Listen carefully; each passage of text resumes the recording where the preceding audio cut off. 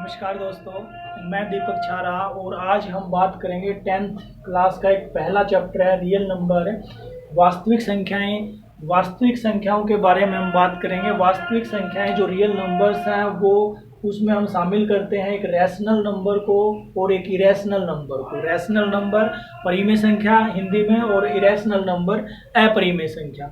तो हमने पिछली क्लास में भी पढ़ा होगा और हमें पता है कि रैशनल नंबर हमारा क्या होता है, कोई भी नंबर जो p/q की फॉर्म में लिखा जा सके और उसका नीचे का पार्ट 0 ना हो और p तथा q दोनों जो हैं वो इंटीजर्स हों, दोनों पूर्णांक अगर हैं तो वो हमारा जो है रैशनल नंबर होता है। दोनों इंटीजर्स हैं p/q की फॉर्म में और इसमें सारी की सारी नेचुरल नंबर, प्राकृत संख्याएं, सारे के सारे होल नंबर और सारे के सारे इंटीजर्स, सारे पूर्णांक, सारे के सारे जो है पूर्ण संख्याएं, सारे की सारी प्राकृत संख्याएं, ये सभी इसमें शामिल हैं। 3 है, 4 है, 5 है, 10 है, 3/1 है, 5/1 है, 0 है और 7/9 है। ये इस तरह के सारे नंबर जो p/q की फॉर्म में लिखे जा सकें वो हम किसमें शामिल करते हैं, परिमेय संख्याओं में। दूसरा होता है इरेशनल नंबर, जिसमें हम वो नंबर शामिल करते हैं जिनको हम p/q की फॉर्म में नहीं लिख सकते। Number which can not be written in p/q form, ऐसे नंबर को हम इरेशनल नंबर में शामिल करते हैं। दूसरी चीज, अगर दशमलव में चेंज करने की बात हो तो इसमें हमारे टर्मिनेटिंग, हिंदी में इनको शांत बोलते हैं, टर्मिनेटिंग डेसिमल वाले जो है वो रैशनल नंबर में शामिल होते हैं। और दूसरा नॉन टर्मिनेटिंग रिपीटिंग, जो नंबर टर्मिनेट तो नहीं होते लेकिन रिपीट होते हैं वो जो है रैशनल नंबर में, परिमेय संख्याओं में शामिल होते हैं। लेकिन इसमें जो है जो नंबर शामिल होंगे वो होंगे non terminating, non repeating. Hindi में इनको बोलते हैं अनवसानी अनावर्ती, यानी कि ये ना तो खत्म होते हैं, इनके डेसिमल में अगर चेंज करें तो इनका डेसिमल एक्सपेंशन ना तो खत्म होता है और ना ही रिपीट होता है। तो ये नंबर इसमें हम शामिल करते हैं। डिटेल में जब एक्सरसाइज में हम जाएंगे वहां पे बात करेंगे। तो ये तो इसके रियल नंबर के बारे में था कि रियल नंबर होता क्या है, किस नंबर इसमें हम इनको हम शामिल करते हैं। तो जितने भी रैशनल और इरेशनल हैं उन सभी को मिला के हम एक बॉक्स में रख लेते हैं, उनको हम रियल नंबर बोल देते हैं। उसके अलावा जो फर्स्ट एक्सरसाइज हम पढ़ेंगे उसमें एक चीज और आई है, वो आई है Euclid's division lemma. Euclid's division lemma क्या है? यूक्लिड्स डिवीजन लेमा है कि कोई भी नंबर है a, उसको हम इस फॉर्म में लिख सकते हैं जहां पे r की जो वैल्यू है वो 0 से बड़ी होनी चाहिए या 0 का इक्वल भी हो सकती है और b से छोटी होनी चाहिए। ये जो है देखने में ही जो है थोड़ा सा अजीब सा लगेगा, लेकिन ये चीज वो चीज है जो हम आज तक 1 से लेके 9 तक हमने जो सीखी है। जैसे हमने डिवाइड सीखा है, 17 को हमने डिवाइड करना है, 18 को करना है, 19 को कर लेते हैं। 19 को डिवाइड करना 4 से, तो 4 जा, या 4 थोड़ा आसान ले लेते हैं, 3 से हम डिवाइड कर लेते हैं 17 को, 3 5 जा 15 और ये रिमाइंडर बचेगा 2।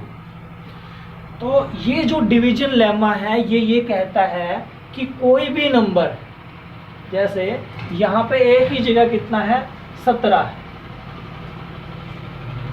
ये जो बीच में हम लिखते हैं इसको हम a बोलते हैं, यहाँ पे इसने a बोला है, जिससे डिवाइड किया उसको b बोला है, जो भागफल आया उसको q बोला है और जो नीचे बचता है उसको इसने क्या बोला है, r बोला है। कि कोई भी नंबर उसको हम लिख सकते हैं 2 नंबर की मल्टीप्लाई और उसमें उसका रिमाइंडर हम ऐड कर देते हैं।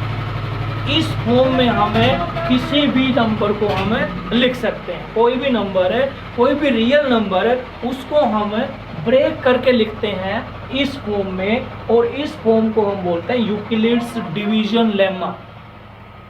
कोई भी नंबर है, कोई भी रियल नंबर है, सभी को हम इस फॉर्म में लिख सकते हैं। कंडीशन ये है कि जिस नंबर से हम भाग कर रहे हैं, जैसे यहाँ पे 3 से भाग किया, तो ये जो r जो है, जो शेष जिसको हम बोलते हैं, रिमाइंडर जिसको बोलते हैं, वो हमेशा 0 आएगा, या 0 से बड़ा अगर है तो वो b से छोटा होना चाहिए, यानी कि इस 3 से छोटा होना चाहिए। ये नहीं है कि जैसे हमने यहाँ पे 17 को 4 से डिवाइड किया और ये हो गया 12 और ये 5 बच गया, तो ये रिमाइंडर जो है इससे बड़ा नहीं बचना चाहिए। अगर बड़ा बच गया तो ये गलत है। ये तो हमने सीखा है कि बड़ा तो बचता ही नहीं है। तो इसका मतलब ये हुआ कि a equal to b q plus r, कोई भी नंबर उसको हम इस फॉर्म में लिख सकते हैं। और इसको अगर थोड़ा सा और हम जो है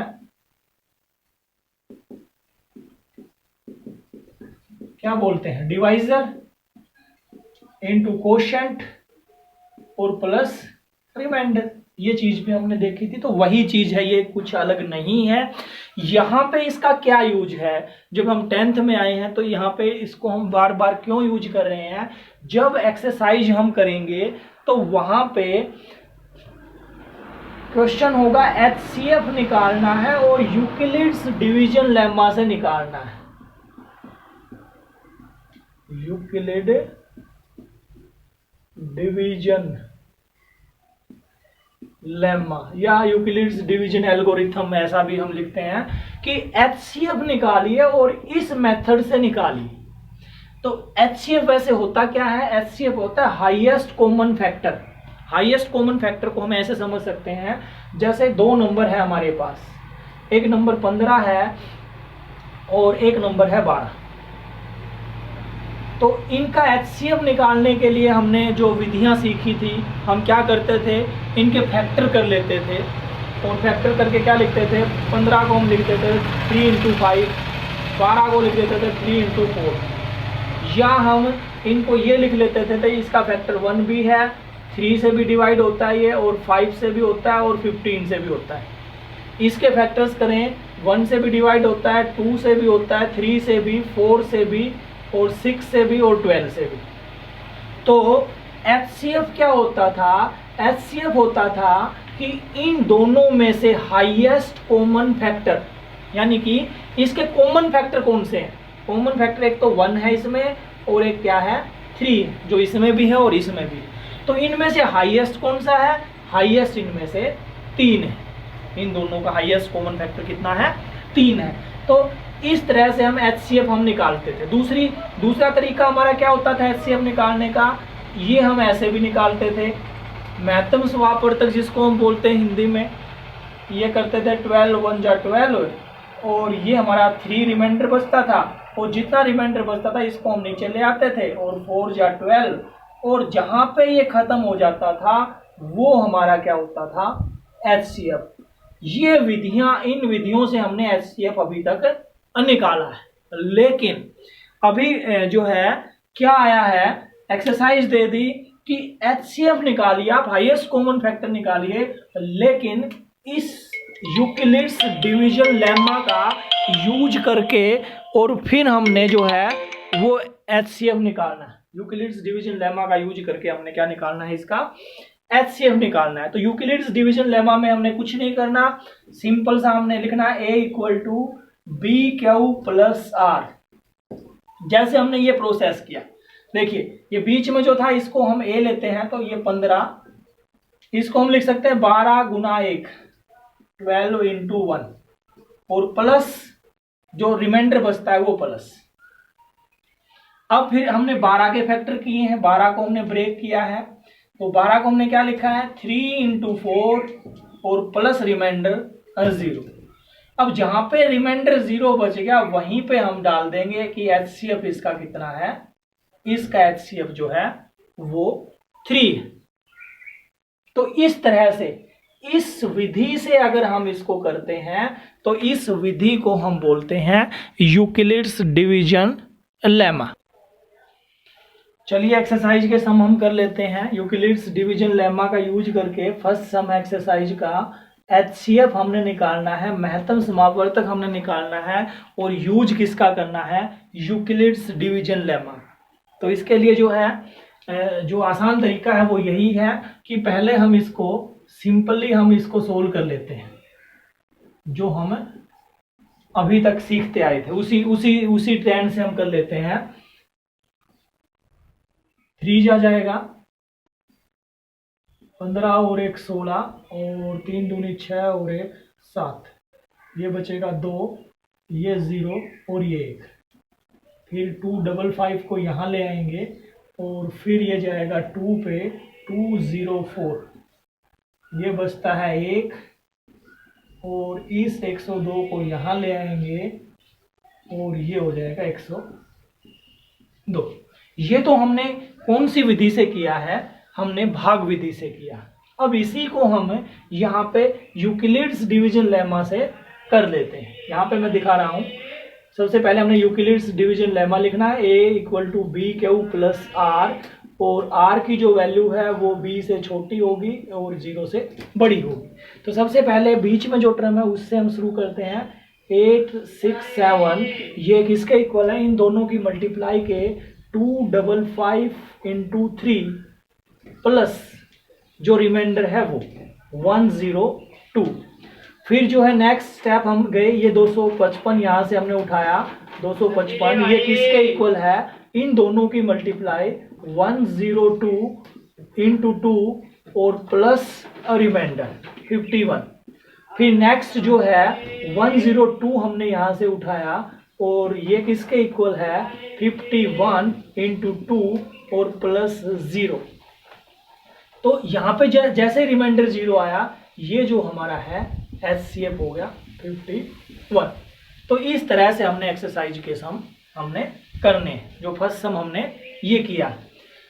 उसके अलावा एक्सरसाइज का थर्ड सम है, उसमें दिया है कि 616 सैनिक हैं हमारे पास, सोल्जर्स हैं, और उनको हमने इस तरह से हमने उनको अरेंज करना है कि इधर से भी 32 लाइनें दिखाई दें, साइड से देखें तब भी हमारी 32 लाइनें दिखाई दें। तो इस तरह से अरेंज करने के लिए जो है क्वेश्चन जो हम देख लेते हैं। A army contingents of 616 members in march behind an army band of 32 members.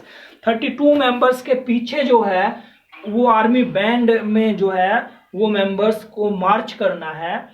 तो उसके लिए जो है इसने पूछा है कि सामने से तो 32 जो है नंबर ऑफ कॉलम्स हमारे पास हैं, what is the maximum number of the columns in which they can march, तो कितने वे में वो मार्च कर सकते हैं। तो इसका मतलब इन दोनों का हमने HCF निकालना है। HCF निकाल दीजिए इनका महत्तम समापवर्तक, ये हो जाएगा 32 एकम 32, ये बच गया हमारे पास कितना 9 और 5 में से 3 गए तो 2, 9 पे जाएगा, ये हो जाएगा 9 दूनी 18, 9 3 27 और 1 28। ये हमारे पास बचेंगे 16 में से 8 गए तो 8, और ये बचेंगे हमारे 7, 8 में से 8 गया तो 0। अब ये 32 इधर आ जाएगा। तो ये जो है 8 इसका HCF आएगा। तो हमने लिखना है A = B³ + R, और R की जो वैल्यू है वो B से छोटी है और 0 से बड़ी है, और A की जगह पहले हम 616 लिखेंगे, और इसको हमने लिखना है 32 × 19, और जमा में जो रिमाइंडर हमारा बचता है वो बचता है 8। फिर हमने ये लेना है 32, या यहाँ से ये ले सकते हैं 32 बराबर है 8 × 4 + 0। तो ये 8 जो है ये HCF होगा हमारा, ये आंसर होगा। ये हमारा एक्सरसाइज का थर्ड सम था। इसके अलावा 2 सम और हैं, वो और देखते हैं। सेकंड सम एक्सरसाइज का कि कोई भी ओड पॉजिटिव इंटीजर, कोई भी ओड पॉजिटिव इंटीजर वो या तो 6³ + 1 की फॉर्म का होगा, या 6³ + 3 की फॉर्म में होगा, या 6³ + 5 की फॉर्म में होगा। ये चीज हमने शो करनी। तो इसको शो करने के लिए सबसे पहले मैं यूक्लिड्स डिवीजन लेमा लिखता हूँ। यूक्लिड्स डिवीजन लेमा क्या है a equal to b q plus r, और r की वैल्यू आप b से छोटी लेंगे और 0 से बड़ी ले सकते हैं, 0 के इक्वल भी हो सकती है। तो यहाँ पे अगर मैं यहाँ पे देखूं, इसकी जगह मैं 6 ले लेता हूँ, b की वैल्यू, इसकी वैल्यू b की वैल्यू 6 ले लेता हूँ, तो मेरे पास क्या बनेगा देखिए, b इक्वल टू 6। अगर b की वैल्यू 6 है तो r की वैल्यू जो है वो क्या होगी, वो 6 से छोटी होगी। वो 0 हो सकती है, 1 हो सकती है, 2 हो सकती है, 3, 4, 5, 6 से वो क्या होगी, छोटी होगी, क्योंकि ऐसा यूक्लिड्स डिवीजन लेमा में लिखा है। तो देखिए नंबर क्या बनेगा, a equal to b q plus r, b की जगह मैंने 6 लिखा है, तो ये हो जाएगा 6 क्यू प्लस आर, पहली बार मैंने 0 लिया, 6 क्यू प्लस आर, दूसरी बार आर मैंने 1 ले लिया, 6 क्यू प्लस आर 3 ले लिया, आर की वैल्यू मैंने 4 ली है और आर की वैल्यू मैंने 5 ली है। अब 6 हम ले नहीं सकते क्योंकि b की वैल्यू हमने 6 ली हुई। अब इन नंबर्स को देखते हैं, किसी नंबर में 0 जोड़ेंगे तो वो उतना ही रहेगा। ये हमारा 6 क्यू है और हमें पता है 6 क्यू हमारी कैसी संख्या है, ये हमारा इवन नंबर है, सम संख्या है, ये इवन नंबर। और इवन नंबर में अगर एक ऐड कर देते हैं तो वो क्या होगी, विषम संख्या, ओड नंबर। फिर एक ऐड कर दें, ये फिर क्या हो जाएगा, इवन, फिर ये हो जाएगा ओड, इवन, और ये क्या हो जाएगा, ओड। यानी कि ये भी विषम संख्या है और ये भी विषम संख्या। तो क्वेश्चन में यही था कि ये शो कीजिए कि कोई भी ओड नंबर, कोई भी पॉजिटिव ओड नंबर वो इस फॉर्म में होगा, कोई भी विषम संख्या जो है पॉजिटिव वो इस फॉर्म में होगी। हम देख लेते हैं विषम हमारी कौन सी आई है, वो ये आई है, ये आई है, या ये आई, यानी कि वही चीज आई है जैसा क्वेश्चन में शो करने के लिए कहा था। तो ये एक्सरसाइज का हमारा सेकंड सम था।